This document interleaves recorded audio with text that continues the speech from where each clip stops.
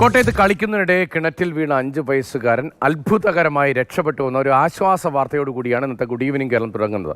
കോട്ടയം പൂവത്തുമൂട് വെട്ടിമറ്റത്തിൽ വീട്ടിൽ ദേവദത്താണ് അത്ഭുതകരമായി രക്ഷപ്പെട്ടത്. കൈവരിയില്ലാത്ത കിണറിൻ്റെ പരിസരത്ത് നിന്ന് കളിച്ചുകൊണ്ടിരുന്ന കുട്ടി കാൽ വഴുതിയാണ് കിണറ്റിൽ വീണുപോയത്.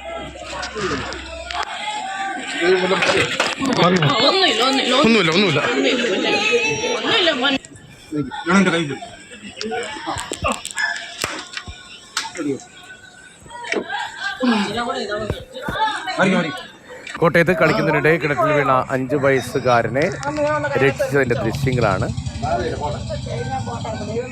ആകെ ഭയപ്പെട്ട് സങ്കടപ്പെട്ടിരിക്കുകയാണ് ആ കുട്ടി. ഷിനോജ് എസ് ടി വിവരങ്ങളുമായുണ്ട്. ഷിനോജ്, ഒരു അപകടം ഒഴിവായി എന്ന വലിയ ആശ്വാസമാണ്. കിണറിൻ്റെ ആഴം ഇപ്പോൾ സ്ക്രീനിൽ കാണുന്ന ദൃശ്യങ്ങളിലുണ്ട്. വിവരങ്ങൾ പറയൂ, എങ്ങനെയാണ് രക്ഷപ്പെട്ടത്? മായ രക്ഷപ്പെടൽ എന്ന് തന്നെ പറയേണ്ടി വരും. ഇന്ന് ഉച്ചയ്ക്ക് 2 മണിക്കാണ് ഈ സംഭവം നടക്കുന്നത്. പൂവത്തുമൂട് വെട്ടിമറ്റത്തിൽ ദേവദത്ത് എന്ന് പറയുന്ന 5 വയസ്സുകാരനാണ് ഇത്തരത്തിൽ കളിക്കുന്നതിനിടെ ഈ കിണറ്റിലേക്ക് കാൽ വീഴുന്നത്.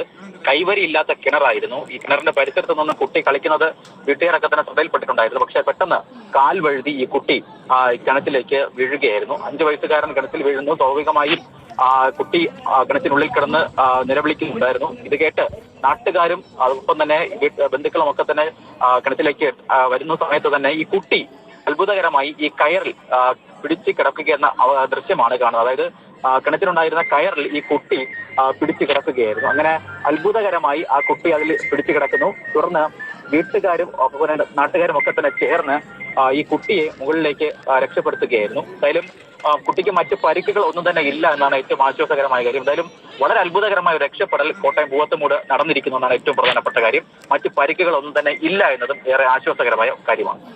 വളരെ ആശ്വാസകരമായൊരു വാർത്തയാണ്. കിണറ്റിൽ വീണ 5 വയസ്സിന് കുഞ്ഞ് രക്ഷപ്പെട്ടു എന്നതാണ്.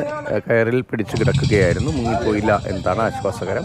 പെട്ടെന്ന് തന്നെ പുറത്തേക്ക് എത്തിക്കാൻ ഷിനോജ് എസ് ടി ആണ് വിവരങ്ങൾ നൽകിയത്.